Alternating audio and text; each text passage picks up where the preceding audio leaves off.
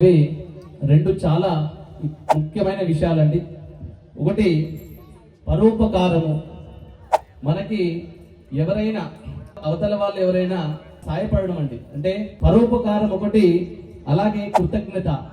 మనము ఎవరికైనా సాయపడము లేదా మనకెవరైనా సాయపడితే వాళ్ళకి కృతజ్ఞతగా ఏదైనా చేయడము, ఇవి రెండు పనులు గనక ధర్మానికి మనం ఈరోజు చేస్తే ఆ రోజు నిజమైన కళ్యాణము సీతారాములకి మనం చేసినట్టండి. అయితే సనాతన ధర్మము సీతమ్మ రావణాసురుడి లంకలో రాక్షసుల మధ్యలో ఎలాగైతే నలిగిపోయిందో అట్లాగా ఇవాళ సనాతన ధర్మం కూడా అలా ఉందన్నమాట.